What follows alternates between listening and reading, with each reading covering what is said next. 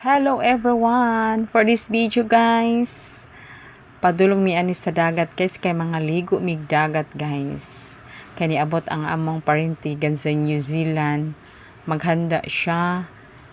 Inani gyud ni siya basta muuli na siya maghanda ni siya para i-meet up niya iyang mga kauban sa trabaho dati, mga kabatch niya, mga iyang uyuan, iyaan, mga igagaw, iyang parinti. Kami parinti mi niya guys. So, mga tumigdagat na padong guys, kaya maupi paghuman na mong luto guys. Alas 12 na ni nga time guys, pagbiyahe na mo, ulhin na mi diri.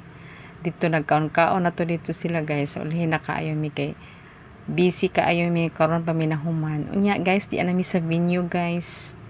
Humala sila kaon. So, karon pa mi mga una ni guys. Muni, yung mga bisita guys, kauban niya sa trabaho. Yung mga iyaan, mga uyuan. Ano ilang view sa beach guys. Silang mga resort. Nakalimot ko unsay name ani nga resort guys kay wa ko nagbantay ko unsay name basta doon ni sa BBR ni siya nga location guys pero nakalimot ko unsay name ani nga resort. Nice man sad ang ilang resort sa dagko sa dang ilang cottage. I don't know kung tagpila ilang cottage. Ni ilang view. Nice pampod.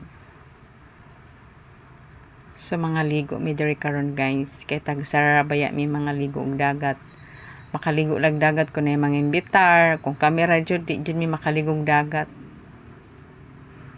Na ako sister guys, akong mother. Present na akong mother.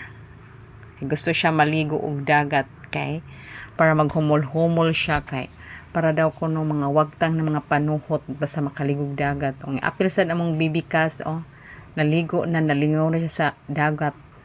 Obi siya na hadlok, nalingaw ra sa dagat. Na akong mother, di akong mother ay nanalaw kay tugnaw daw kuno. Tugnaw gid ang panahon. Ang awa, kitugnaw akong mother guys. Nanawag ko sa akong mga apo kay pagunitan akong nanay kay basig matumba kay kuan baya wa na ni kusog akong gipatabang sa ilan kung mga apo naman kung mga apo dire. Mag-enjoy mo na mi dire guys kay minsan lang kami makapunta ng dagat guys. Hindot malinaw man ang dagat, dili siya bawd kaayo. Pero hangin, nakapiljo kag tugnaw, bisag init ang dagat. Inikhawas nimo tugnaw kaayo. Tungod sa weather.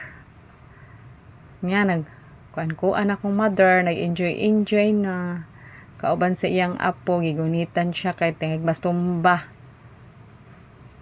Ang awan toslo na. Si bibikas nalingaw na pug ligog dagat. Dagan po na nga ligog dagat karon guys kay Sabado man. Weekend mo na sighting kaligo sa mga tao, sa mga person. Manang yan lang